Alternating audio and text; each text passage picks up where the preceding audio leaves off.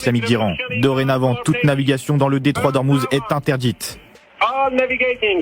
Aucun navire, quel que soit son type, n'est autorisé à passer par le détroit d'Ormuz jusqu'à nouvel ordre. En fait, c'est par l'économie que Donald Trump risque d'être vaincu. Non seulement l'économie mondiale, les tensions sur le cours du pétrole, mais aussi l'économie des pays du Golfe directement. L'ensemble aussi du système de protection par l'armée américaine de ces pays-là, tout ça va se payer. Les pays du Golfe sont ceux qui financent largement les États-Unis. Et là, ils voient que cette protection, en fait, n'existe pas et que celui qui paye des milliards pour venir les protéger a déclenché l'apocalypse autour d'eux.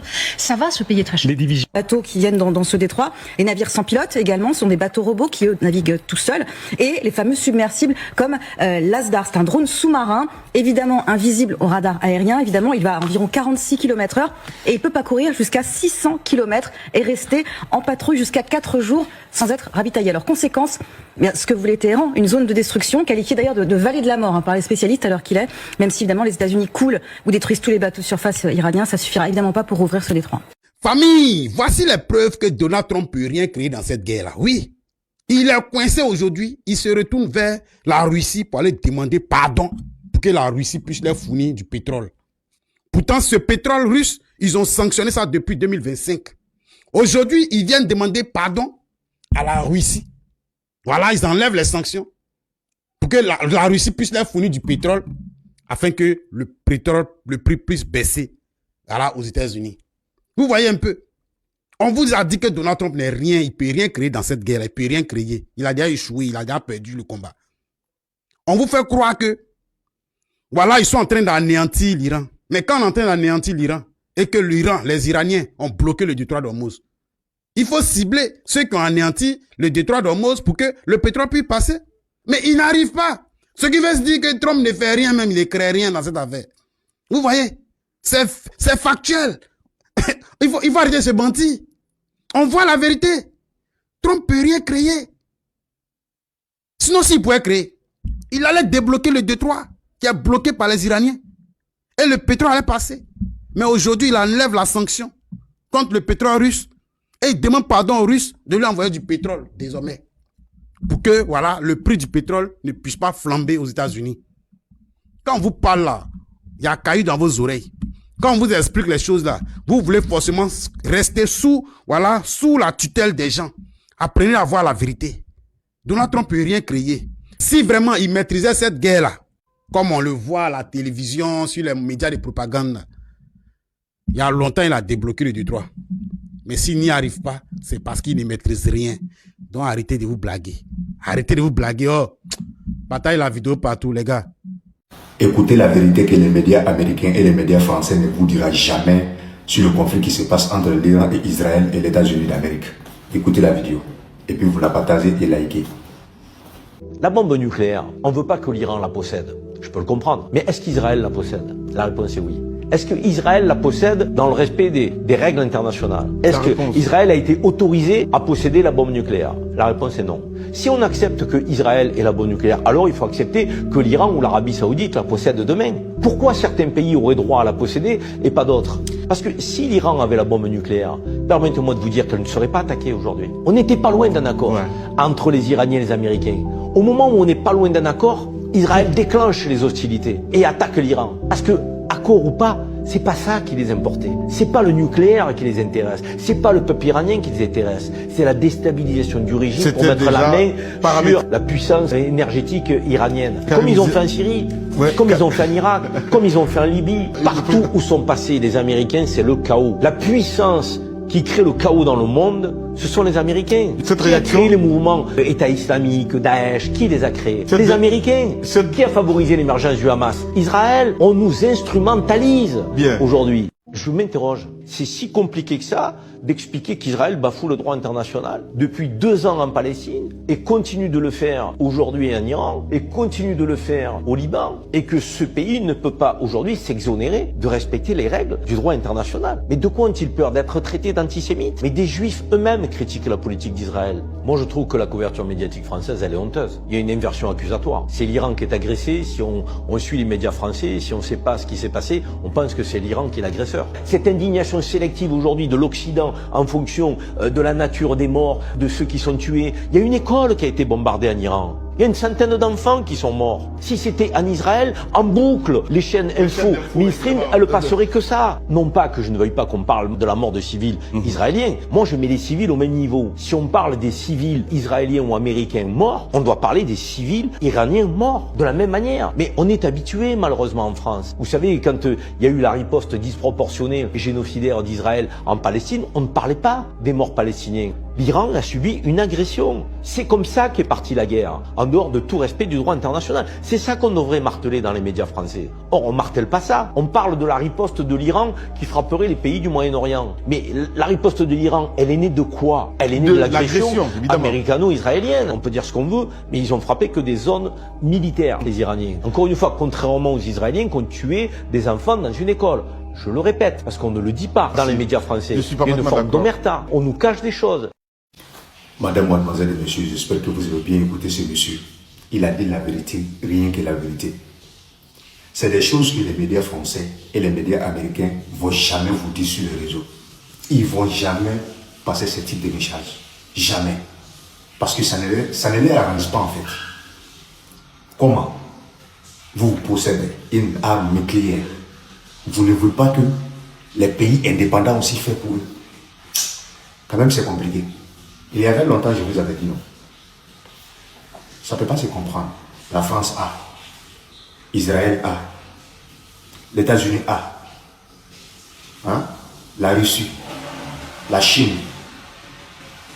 Mais il n'y a que 3 pays qui agressent les gens.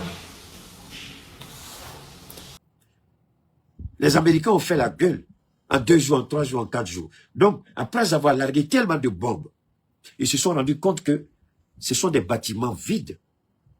On a détruit les sites de lancement. Mais alors, d'où sortent les missiles hypersoniques? Avec des têtes multiples. Ça sort d'où? L'Iran n'a pas un site de lancement. L'Iran a des rampes mobiles de lancement. C'est différent.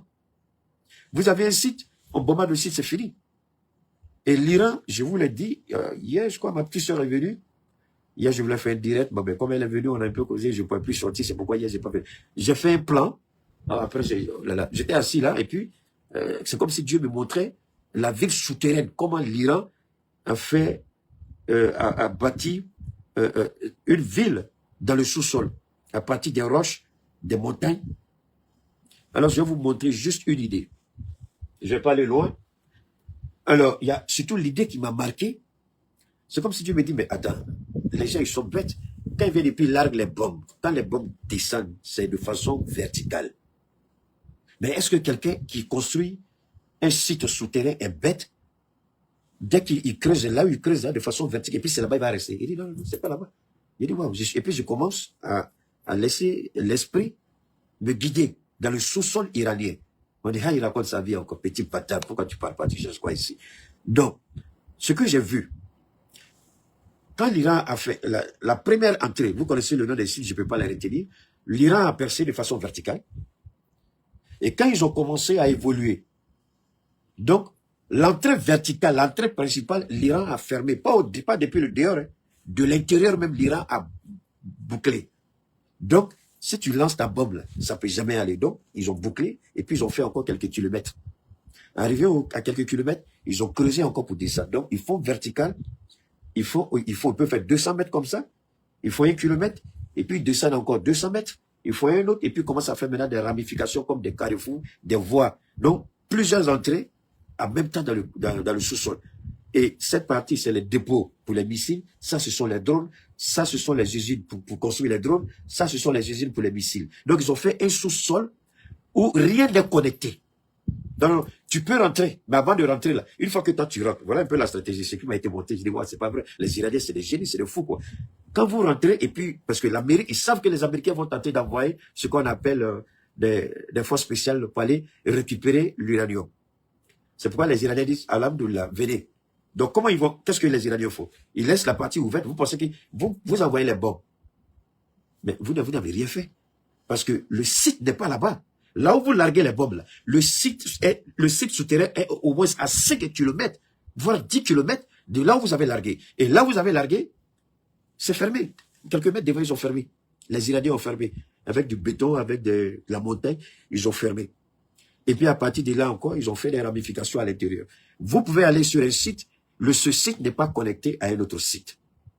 Donc, si vous êtes dans un site, tout de suite, il y a ce qu'on appelle l'auto-destruction. Ils sont capables de détruire ce site-là et aucune personne ne va sortir dedans. Voilà, c'est tellement ingénieux. Donc, tu ne peux jamais rentrer dans le sous-sol iranien et puis sortir avec quoi que ce soit. Tu rentres et tu ne sors pas vivant. C'est pourquoi ils ont fait la ville sous la ville. Voilà comment l'Iran. Mais Keita, comment tu sais ça? Quand vous réfléchissez, Dieu vous aide après. Et là, j'ai vu. Après, je suis tombé sur des images.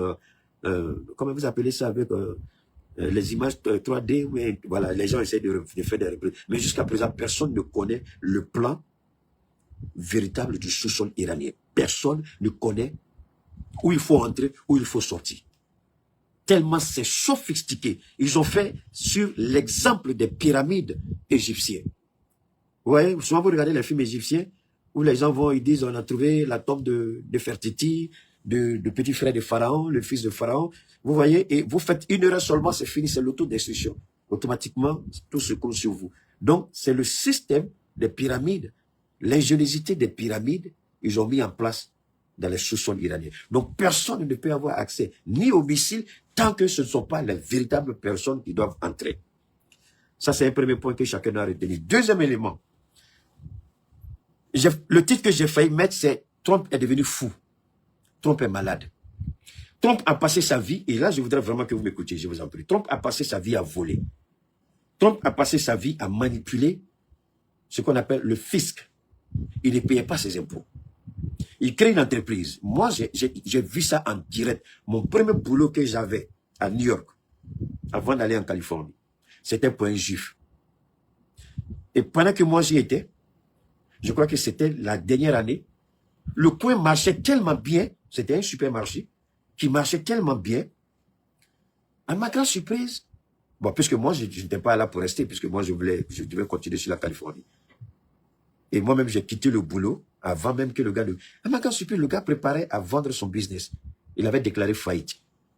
Et Trump, c'est sur ce business-là que Trump est devenu milliardaire. C'est-à-dire qu'il a rendu beaucoup de petites entreprises. Il les a entraînées en faillite. Il a toujours volé, il a toujours menti. Mais regardez ce qui se passe et ce que les Américains commencent à découvrir. Quand Trump a demandé à Zelensky de l'aider avec les drones Shahed 136 iraniens, figurez-vous qui s'est proposé pour construire ces drones pour les pays du Golfe? Le fils de Donald Trump, la famille de Donald Trump. Donc cette guerre, si vous pensez que c'est une affaire d'uranium, vous n'avez rien compris.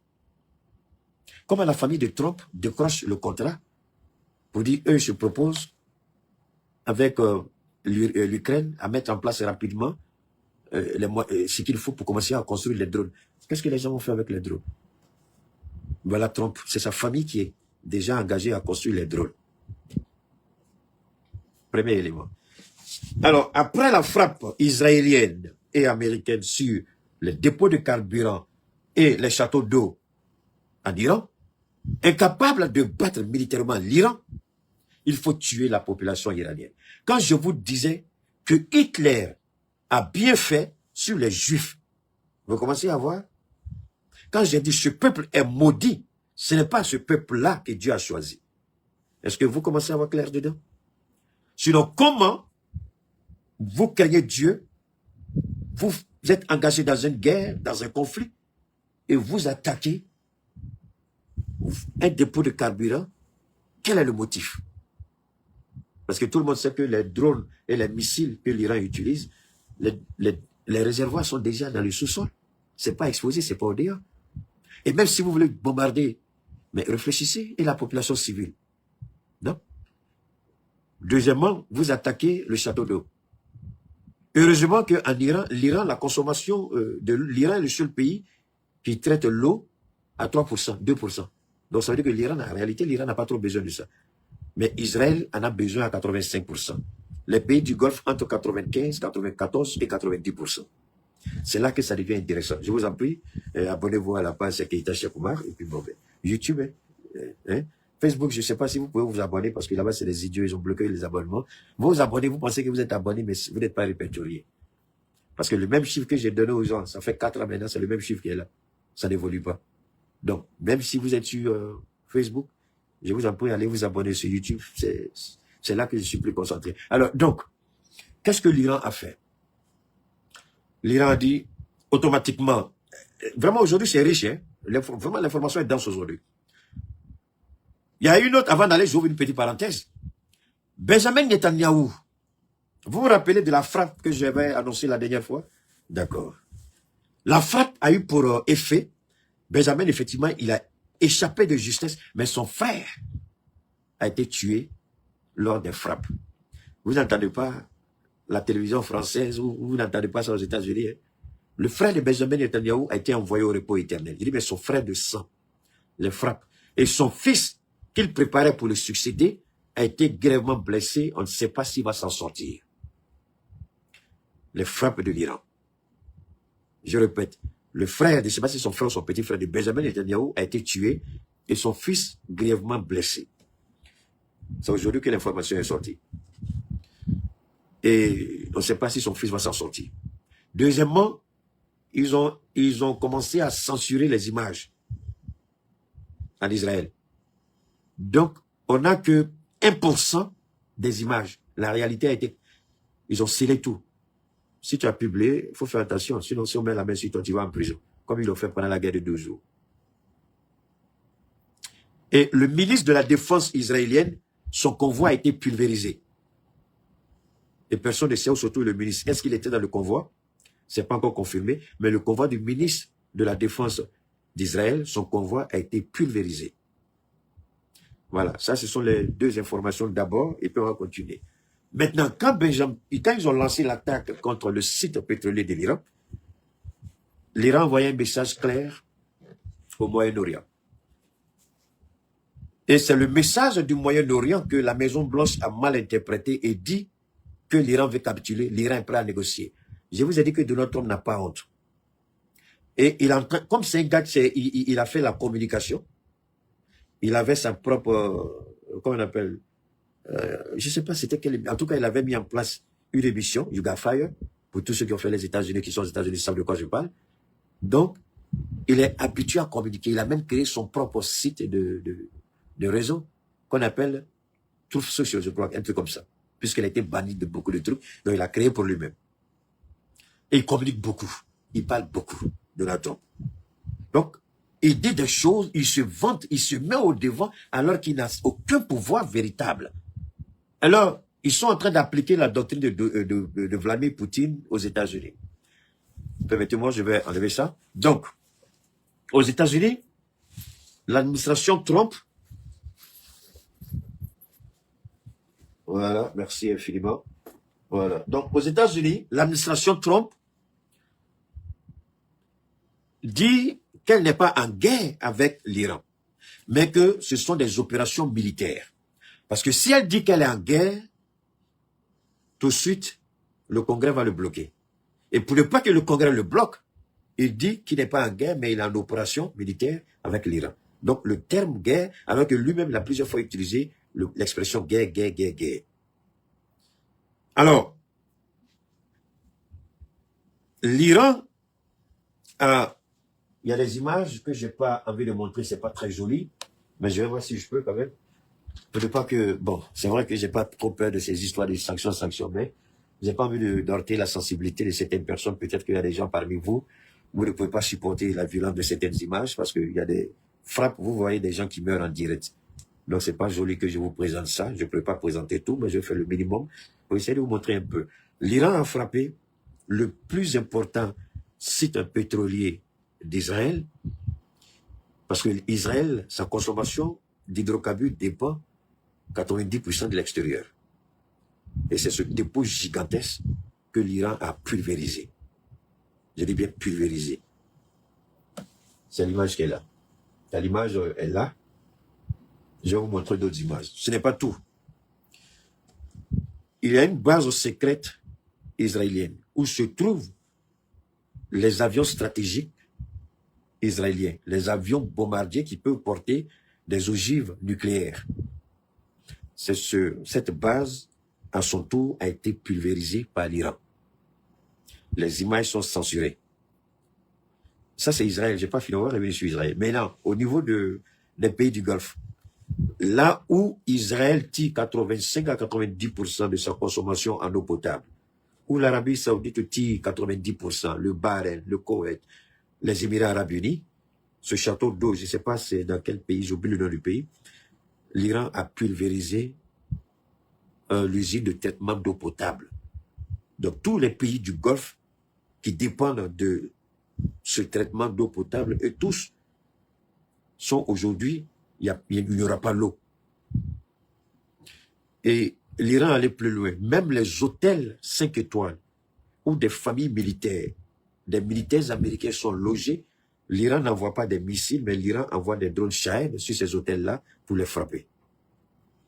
Et quand le président iranien et le ministre des Affaires étrangères de l'Iran, quand le président iranien a parlé, les gens ont cru que c'était un aveu de faiblesse, c'est faux. Un aveu d'échec, c'est faux. Il a dit aux pays du Golfe, nous allons arrêter, j'ai ça ici, je suis tombé sur la vidéo, je vais vous la présenter. Il dit, nous décidons de ne plus vous bombarder, mais si vous hébergez un seul soldat américain, et qu'un missile, un avion, un drone vient de chez vous, on va vous bombarder. C'est Dubaï, le roi de Dubaï, ou bien je crois le sultan de Dubaï, il est sorti. Mais Dubaï aujourd'hui, moi-même j'ai ma belle-sœur qui est là-bas. Il y a, je crois, la deuxième femme d'un de mes petits frères qui allait acheter, je crois, de l'or avec des habits. C'est ce qu'elle vend. Mais elle n'est pas la seule. Il y a plein de Maliens qui étaient allés faire des achats par rapport à la fête de la rupture du jeûne, c'est-à-dire à la fin du mois de jeûne, le ramadan. Donc les gens sont allés faire des achats pour lui. Mais tous ceux-là sont bloqués aujourd'hui. Ils ne peuvent pas venir au Mali. Il n'y a pas d'avion. Tous les vols commerciaux ont été bloqués. Tous les gens sont bloqués aujourd'hui. Tous ceux qui sont allés faire les achats par rapport à la fête. En tout cas, pour le Mali, je peux parler du Mali, les autres, je ne peux pas parler, mais ils sont tous bloqués là-bas. C'est aujourd'hui qu'on m'a dit que ma belle-sœur est bloquée là-bas. Je crois la deuxième ou la troisième femme d'un de mes petits frères. Et Dubaï subit de plein fouet cette guerre.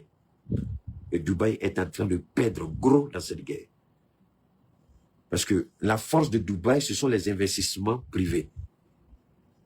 Et les gens ont commencé, ils ont besoin que leur argent tourne. Mais s'il y a la guerre dans ton pays là, l'argent va tourner comment? Donc les gens sont en train de retirer leur argent. Et Dubaï, même si on arrête la guerre aujourd'hui, ni l'Arabie Saoudite, aucun pays frappé par l'Iran ne va s'en remettre dans 2, 3, 4, 5, 6 mois. Minimum peut-être 1 an. Parce que ces pays ont été présentés comme des havres de paix. Comme des pays à qui on peut faire confiance. Donc, le pacte de confiance a été rompu. Et ces pays-là aussi disent aux États-Unis, on a beaucoup investi en vous, dans vos systèmes de défense, mais vous avez déclaré cette guerre sans nous consulter.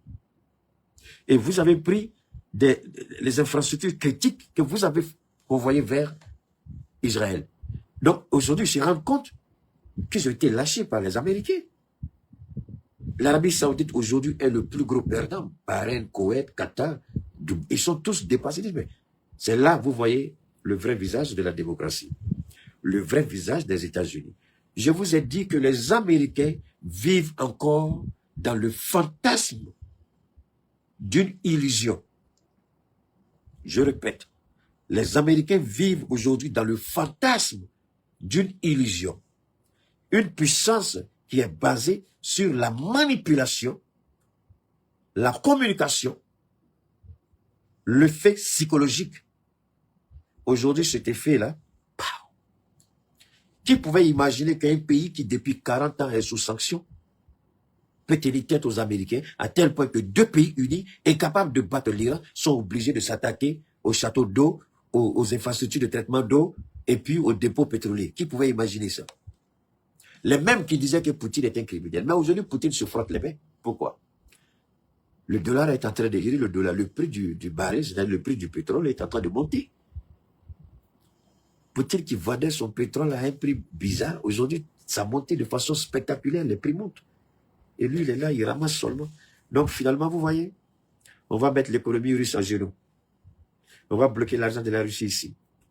Les seuls pays qui donnaient et le gaz naturel liquéfié et le pétrole à l'Europe, aujourd'hui, aucun bateau ne peut traverser le détroit de Dormuz. Aucun bateau. L'Europe va faire comment? Vous voyez, quand vous êtes dans un monde, c'est pourquoi je vous ai toujours dit, je ne crois pas à l'indépendance d'un pays. Mais je crois à l'inter-indépendance des États. Je répète, je ne crois pas à l'indépendance d'un pays. La souveraineté, oui, mais aucun pays au monde n'est indépendant. Ça n'existe pas. Mais vous êtes inter-indépendant. C'est-à-dire, votre indépendance dépend de la dépendance de quelqu'un quelque part. Et quelque part aussi, l'indépendance de quelqu'un dépend de votre dépendance. Donc cette interdépendance ou interindépendance, c'est une connexion entre les États. Si vous brisez la chaîne de la connexion, vous allez vous rendre compte de quel pays qui est aujourd'hui indépendant. Montrez-moi un seul pays. Cette guerre est assez éloquente pour vous amener à comprendre. C'est pas aujourd'hui, j'ai développé ça avec vous. Pour ceux qui me suivent il y a longtemps, je vous ai parlé de ça. Alors aujourd'hui, qui est indépendant? Qui? Les Américains. Ils ont des avions, c'est sûr. Mais aujourd'hui, ils commencent à crier là parce que il y a quelqu'un quelque part qui a dit aujourd'hui, aucun bateau ne passe devant ma maison. Tu peux faire quoi?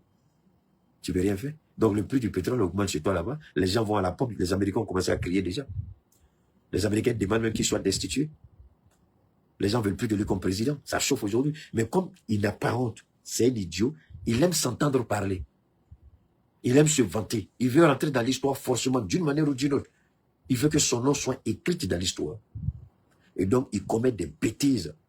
Et puis, quand il parle, souvent, on se pose la question, est-ce qu'il s'entend parler lui-même? Alors, après toute la grande gueule qu'il a faite, je vais revenir ici avec vous, espérant... Voilà, donc, on va rapidement... Je vais venir ici, espérant vous montrer quelque chose de très intéressant. J'espère que ici... Ok, là, non mais c'est mal, ok. Oh, j'aime pas trop ça. Ici, j'aime pas trop parce que c'est là que vous voyez quelqu'un mourir en direct, cette image-là. Vous voyez le gars, il est à peine sorti d'un chantier de construction et puis il y a une bombe iranienne qui est tombée là. Et sur le champ, vous voyez comment le gars, il a été liquidé sur le champ. Ça, c'est en Israël. C'est la même image qui est là. C'est la même chose qui est là. Mais je veux vous ramener ici assez rapidement parce que c'est important pour nous. Voilà. Bon, d'abord, je vais vous amener, vous allez rire un peu. Hein. Permettez-moi de vous montrer ça. On va rire un peu ensemble. Hein. On va regarder ça un peu. With more than 200 complaints from members across all branches of the U.S. Vous regardez, et voilà un criminel de guerre. Ils sont en train de prier sur lui. Hein. Regardez bien. Said the war is part of God's divine plan, and that quote, President Trump has been anointed by Jesus to light the signal fire. Il dit que la guerre qu'il fait, c'est une guerre que Dieu lui a demandé de faire et que Jésus-Christ l'a mandaté de faire cette guerre. Donc, il a appelé les pasteurs américains à la Maison-Blanche. C'est ça que vous voyez, les gens sont en train de prier sur lui. Est-ce que vous avez une idée de la comédie de cet homme? Tu commets un crime, tu vas détruire un château d'eau, ça c'est le plan de Dieu. Tu vas détruire un dépôt de carburant, ça c'est le plan de Dieu. Tu fais assassiner des gens, ça c'est le plan de Dieu. Waouh! Je me pose la question de quel Dieu il parle. Et regardez-le. Mais la fin va vous surprendre. La fin, c'est pas aujourd'hui, la fin, c'est pas demain, mais la fin, c'est comment il va terminer son mandat. In Iran to cause Armageddon and mark his Regardez ce que c'est comédien là. Earth, unquote. For more, we go to Albuquerque, New Mexico, where we're joined. Bon, ça c'est, ok. On va, vous avez vu ça? On va revenir rapidement. Parce que ça fait rire qu'en fait. Ça fait rire.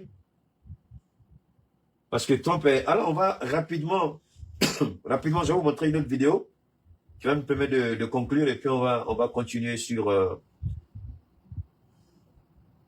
Ok, voilà, je vais vous amener ici, rapidement. Non, c'est pas ça. Je reviens ici rapidement. After the airstrike, reports indicated a shelter or synagogue in Beit Shemesh was hit during the attacks, causing casualties and shock across the country. Military analysts say Iran's strategy appears focused on overwhelming Israel's defense network, launching large barrages of missiles and cluster munitions designed to scatter damage across wide areas. And if a major underground shelter in Tel Aviv has indeed been struck, it signals. C'est-à-dire qu'il n'y a même plus un endroit en Israël. Il n'y a pas un bunker en Israël qui peut résister à la puissance de feu de l'Iran. Ce qu'il faut retenir dans un premier temps, l'Iran a frappé avec succès. L'Iran a frappé sans retenue toutes les infrastructures qui sont chargées de traiter l'eau potable. Donc aujourd'hui, au grand maximum, je ne sais pas s'ils ont des réserves d'eau, ces pays-là, mais l'Iran a frappé. Et l'Iran dit c'est pas fini. Alors, vous dites, c'est nous, on va écouter très bien le narratif de Donald Trump que je développe avec vous. Trump dit, en même temps qu'Israël, c'est nous qui allons décider de quand la guerre va prendre fin. Tu n'as pas l'initiative sur le terrain. Vous dites, on a décimé l'espace aérien iranien. Comment un pays sous sanction, vous utilisez les base spirit avec des bombes d'à peu près, je ne sais pas, on dit combien de tonnes même. Les bombes, là, ça vaut 5 tonnes, non? À peu près, je ne sais pas. Les base spirit, là. Alors que les base spirit,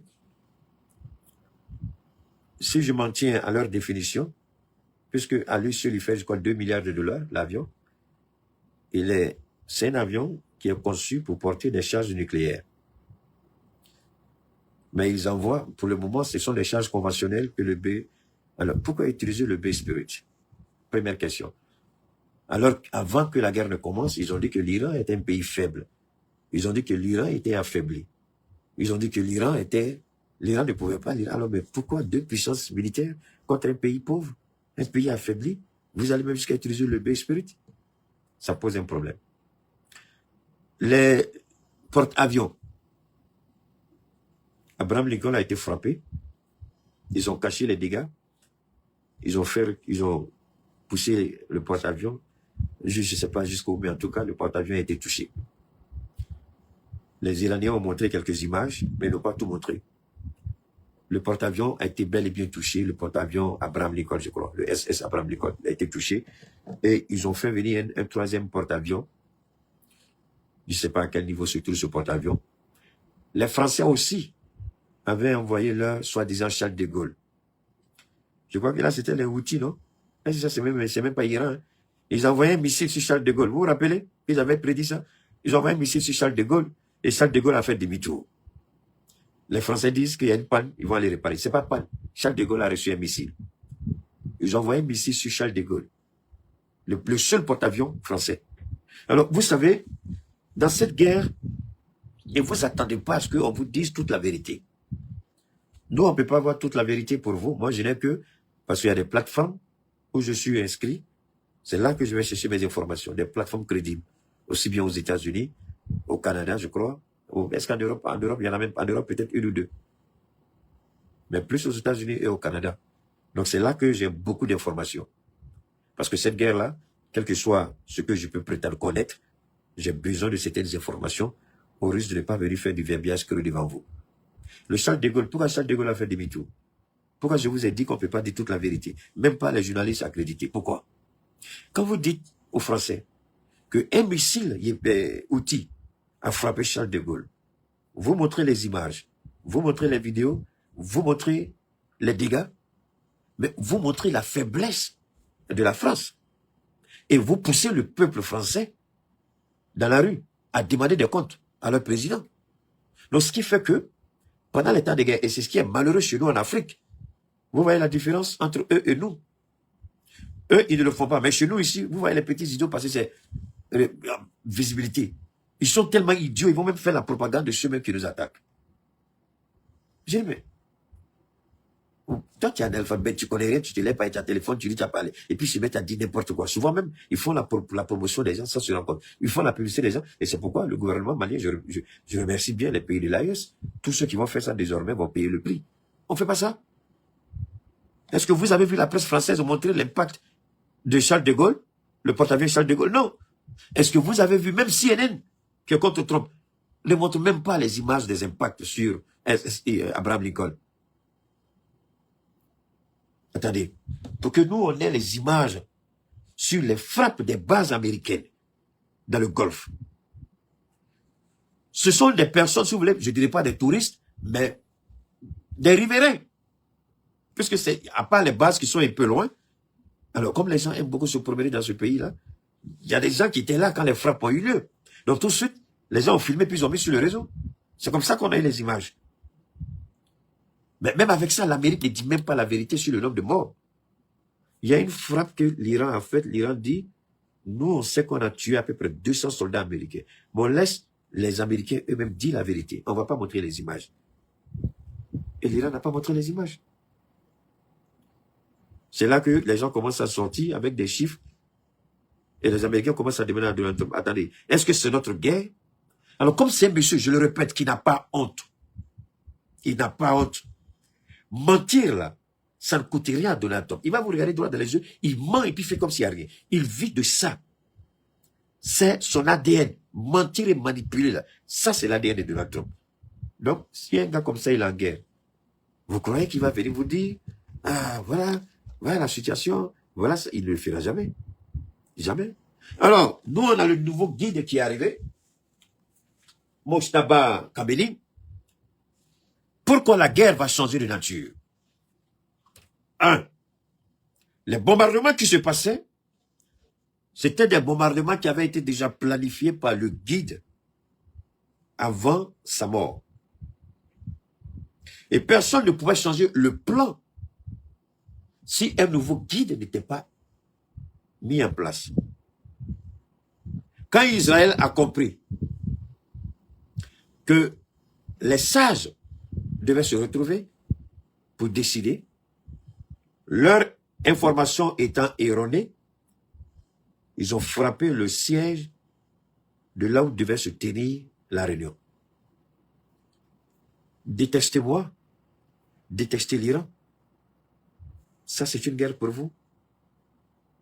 Je pense que quand on fait une guerre, ce sont des cibles militaires. Mais vous allez vous attaquer au symbole même de l'état d'un pays.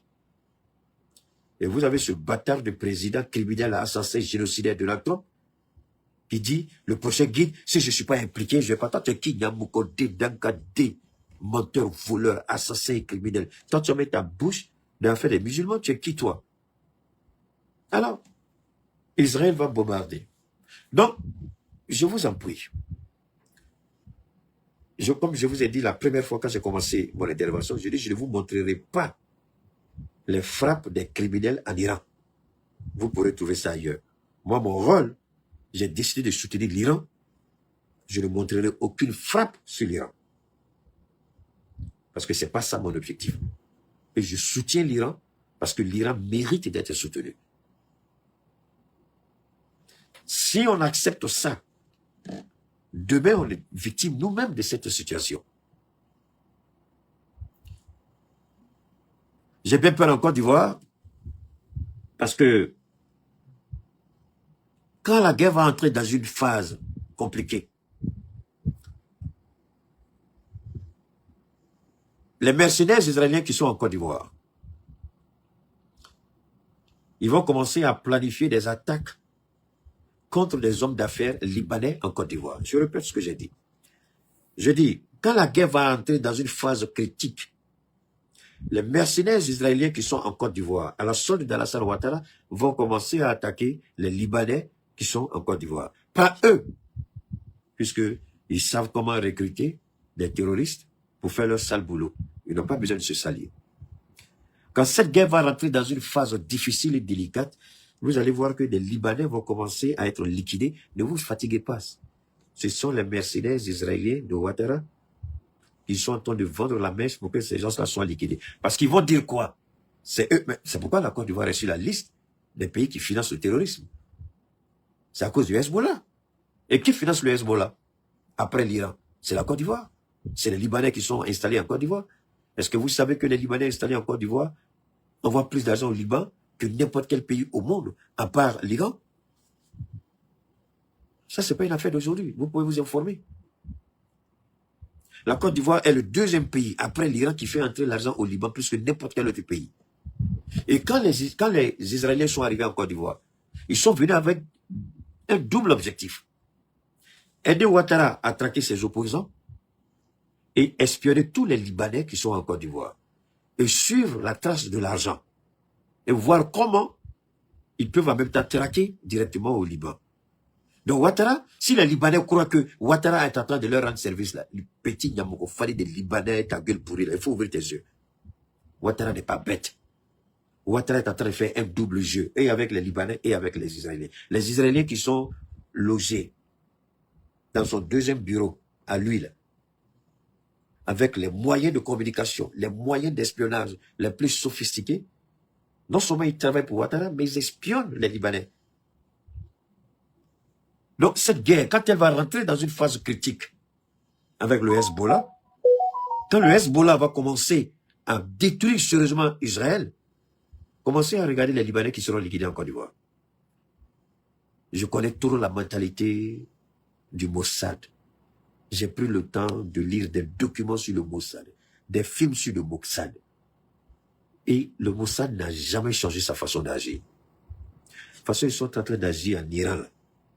C'est comme ça. Donc, vous allez commencer à vivre des temps difficiles en Côte d'Ivoire à cause des Libanais.